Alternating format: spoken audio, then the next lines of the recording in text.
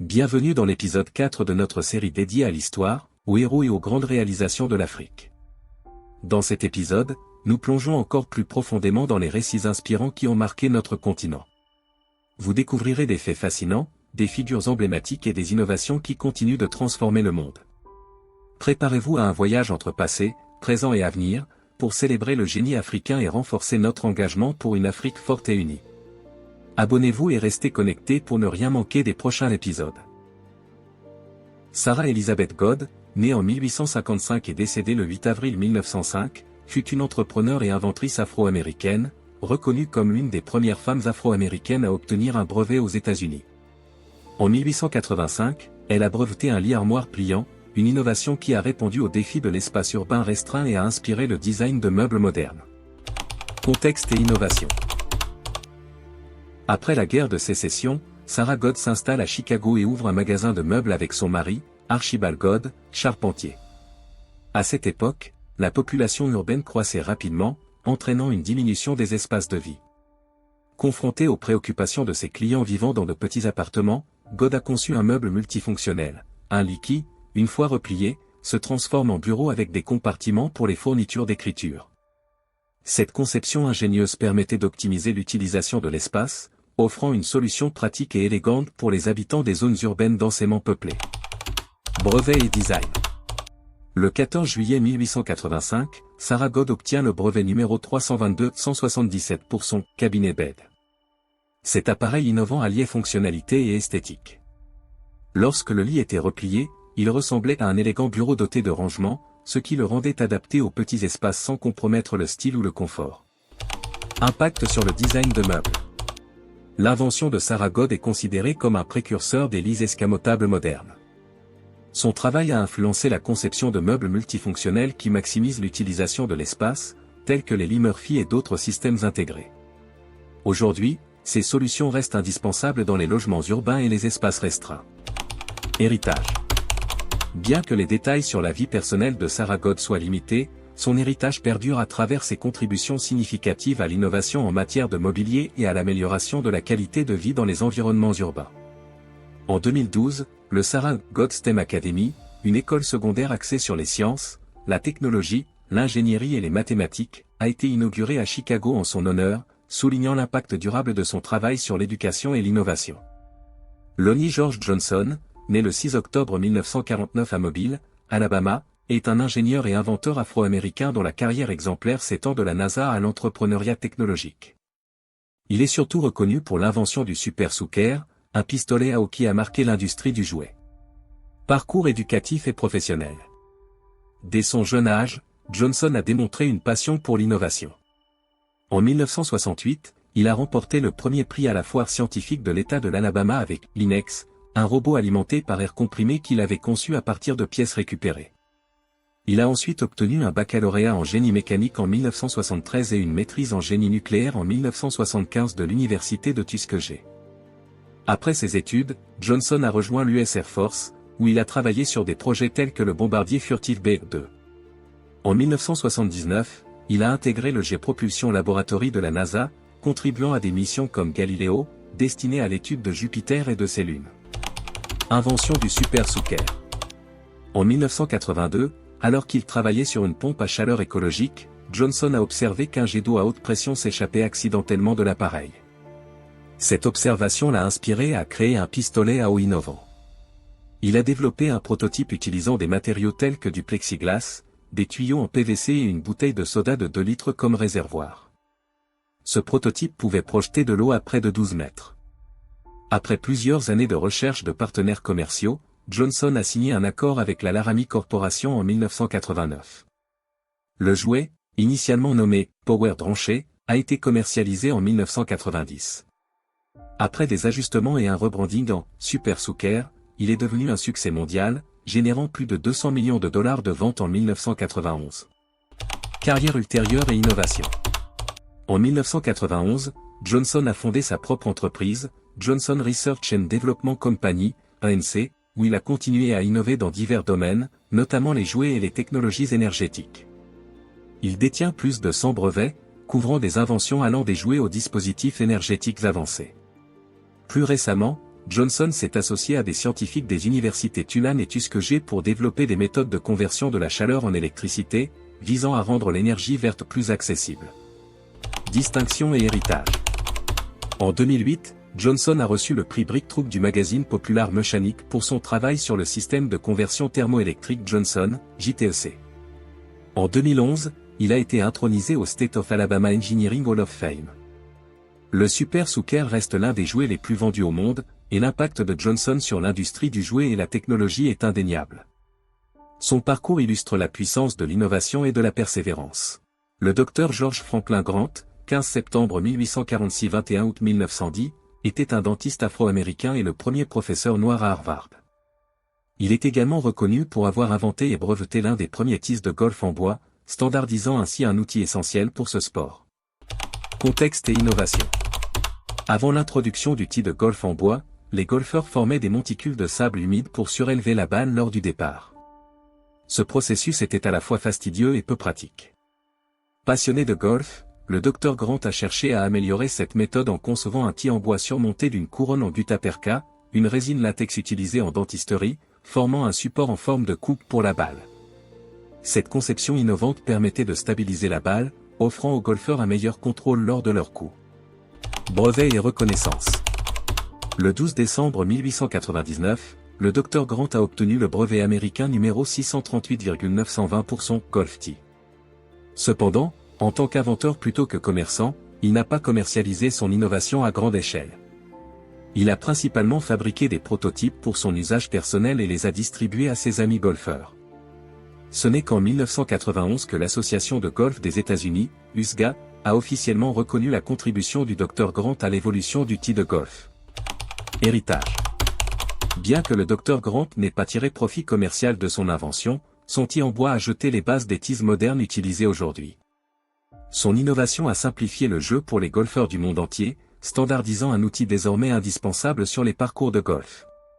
Le Dr George Franklin Grant demeure une figure emblématique, illustrant l'impact durable que l'ingéniosité peut avoir sur le sport et la société. Matthew A. Cherry, né le 5 février 1834 à Washington, D.C., est un inventeur afro-américain reconnu pour ses contributions significatives au domaine des transports à la fin du XIXe siècle. Il est notamment célèbre pour l'amélioration du vélocipède, un précurseur de la bicyclette moderne, et pour l'invention du tricycle. Le vélocipède, à l'origine, était constitué d'un cadre métallique avec 2 ou 3 roues, permettant à l'utilisateur de se déplacer en poussant ses pieds contre le sol. Cherry a perfectionné ce concept en brevetant, le 8 mai 1888, un modèle amélioré qui a évolué pour devenir le tricycle que nous connaissons aujourd'hui. Les tricycles offrent une meilleure stabilité grâce à leur 3e roue, ce qui facilite le transport d'objets et améliore la sécurité par rapport aux bicyclettes traditionnelles. Dans de nombreux pays asiatiques, les tricycles motorisés sont devenus un moyen de transport essentiel pour les passagers et les marchandises. En plus de ses travaux sur le tricycle, Cherry a également inventé le pare-choc pour tramway, breveté le 1er janvier 1895. Ce dispositif, fixé à l'avant des tramways, agissait comme un amortisseur, réduisant les dommages en cas de collision et protégeant ainsi les passagers et le véhicule. Bien que les détails sur la vie personnelle de Matthew A. Cherry soient limités, ces innovations ont eu un impact durable sur les systèmes de transport modernes, illustrant l'ingéniosité et la contribution des inventeurs afro-américains à la société. Hugh Mason Brown, 12 juin 1851 – 30 octobre 1923, était un éducateur et inventeur afro-américain dont les contributions ont significativement amélioré l'assainissement et la sécurité environnementale. Parmi ces innovations notables figure un dispositif anti-retour d'égout, conçu pour empêcher le reflux des eaux usées dans les habitations, réduisant ainsi les risques d'inondation et de contamination. Contexte et innovation. À la fin du XIXe siècle, les systèmes d'égouts urbains étaient souvent sujets à des refoulements, surtout lors de fortes pluies ou de blocages, entraînant des inondations d'eaux usées dans les sous-sols et les habitations. Conscient de ces problèmes, Hugh M. Brown a développé un dispositif anti-retour destiné à empêcher le reflux des eaux usées dans les bâtiments. Ce mécanisme permettait au fluide de s'écouler dans une seule direction, bloquant tout retour indésirable vers les habitations. Brevet et reconnaissance. Le 29 avril 1890, Brown a obtenu un brevet pour son dispositif anti-retour d'égout. Cette invention a été saluée pour sa capacité à protéger les habitations contre les inondations d'eaux usées, améliorant ainsi l'hygiène et la sécurité des résidents. Héritage. Bien que les détails sur la vie personnelle de Hugh M. Brown soient limités, son innovation dans le domaine de l'assainissement a eu un impact durable sur la conception des systèmes de plomberie modernes. Les clapets anti-retour sont désormais des composants essentiels des infrastructures sanitaires, protégeant les habitations contre les refoulements d'eaux usées et contribuant à la santé publique. Richard Bowie Spikes, né en 1878 et décédé en 1965, était un inventeur afro-américain prolifique, reconnu pour ses nombreuses contributions à l'industrie automobile et à d'autres domaines mécaniques. Parmi ses innovations les plus notables figure l'amélioration du changement de vitesse automatique, qui a transformé la technologie automobile. Contexte et innovation. Avant les avancées de Spikes, les transmissions automobiles étaient principalement manuelles, nécessitant une coordination précise de la part du conducteur pour changer de vitesse. En 1904, les frères Sturtevant de Boston avaient développé une première version de transmission automatique, mais celle-ci présentait des limitations en termes de fiabilité et de performance. Reconnaissant le potentiel d'amélioration, Richard Spikes a conçu un dispositif de changement de vitesse automatique plus efficace et fiable. Son invention permettait aux engrenages de différentes vitesses d'être en contact constant, simplifiant ainsi le processus de changement de vitesse pour le conducteur et améliorant la fluidité de conduite. Brevet et reconnaissance. Le 6 juin 1932, Spikes a obtenu le brevet américain numéro 1,889,814 pour son dispositif de changement de vitesse automatique. Cette innovation a été bien accueillie par les grandes entreprises automobiles de l'époque, reconnaissant son potentiel pour améliorer l'expérience de conduite et la sécurité des véhicules. Autre invention. Outre le changement de vitesse automatique, Richard Spikes a développé plusieurs autres inventions, notamment un robinet de fût de bière, breveté en 1908. Un porte-queue de billard autobloquant, 1910. Un système de signalisation directionnelle pour automobile, 1913. Un pantographe, 1923. Un système de freinage automatique de sécurité, 1962. Ces innovations témoignent de la diversité et de la portée de son génie inventif. Les contributions de Richard Spikes ont eu un impact durable sur l'industrie automobile et d'autres secteurs.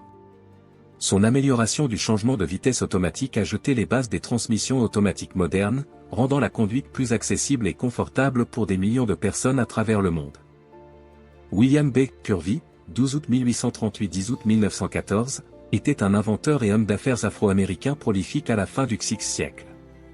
Parmi ses nombreuses innovations, ces améliorations apportées aux sacs en papier ont eu un impact significatif sur l'industrie de l'emballage, rendant les sacs plus efficaces et respectueux de l'environnement. Contexte et innovation.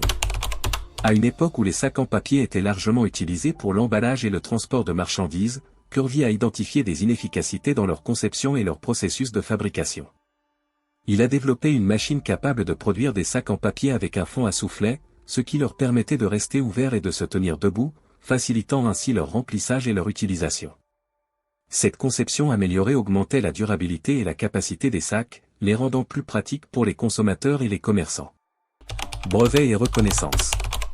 Le 12 février 1884, Curvey a obtenu le brevet américain numéro 293,353 pour sa « machine à fabriquer des sacs en papier ». Cette invention automatisait le processus de fabrication, augmentant la production et réduisant les coûts. Il a également reçu d'autres brevets liés aux sacs en papier, notamment le brevet numéro 460,093 le 22 septembre 1891, pour des améliorations supplémentaires dans la conception et la fabrication des sacs. Impact environnemental. Les innovations de Curvey ont contribué à la production de sacs en papier plus robustes et réutilisables, offrant une alternative plus écologique aux sacs en plastique. Autre invention. Outre ses contributions aux sacs en papier, Curvey a également breveté plusieurs autres inventions, notamment un stylo plume amélioré, brevet numéro 419,065, 7 janvier 1890. Un tampon encreur auto-encreur, brevet numéro 273-149, 27 février 1883. Son ingéniosité et sa capacité à identifier et résoudre des problèmes pratiques ont non seulement amélioré l'efficacité des produits quotidiens, mais ont également contribué à des pratiques plus durables et respectueuses de l'environnement. Bien que moins connu que certains de ses contemporains, l'héritage de Curvey perdure à travers les innovations qui continuent de bénéficier à la société moderne. John Lee Love, un charpentier afro-américain actif à la fin du XVIe siècle, est surtout reconnu pour son invention du taille-crayon portable, breveté le 23 novembre 1897 sous le numéro 594,114. Ce dispositif, surnommé le Love Sharpener, alliait simplicité, efficacité et esthétisme, et demeure en usage aujourd'hui. Contexte et innovation. Avant l'invention de Love, les taille-crayons étaient souvent volumineux et peu pratiques pour une utilisation mobile. Love a conçu un taille-crayon compact et portable, permettant aux utilisateurs de l'emporter aisément. Son design intégrait une manivelle manuelle et un compartiment pour recueillir les copeaux, évitant ainsi les débris indésirables. Cette conception offrait également une dimension esthétique, le rendant attrayant comme objet de bureau. Autre contribution. Héritage. Les innovations de John Lee Love ont eu un impact durable, notamment son taille-crayon portable, qui reste un outil essentiel pour les étudiants, artistes et professionnels. Son ingéniosité a permis de combiner fonctionnalité et design esthétique, améliorant la praticité des outils du quotidien. Bien que les détails de sa vie personnelle soient limités, ses contributions témoignent de l'importance des inventeurs afro-américains dans le progrès technologique et industriel. Et voilà, nous arrivons à la fin de cette 4e partie de notre série. À travers ces récits, nous avons une fois de plus célébré l'ingéniosité, l'audace et l'impact des inventeurs africains et afro-descendants qui ont marqué l'histoire. Merci d'avoir suivi cet épisode. N'oubliez pas de vous abonner et de partager pour faire rayonner ces histoires extraordinaires. À très bientôt.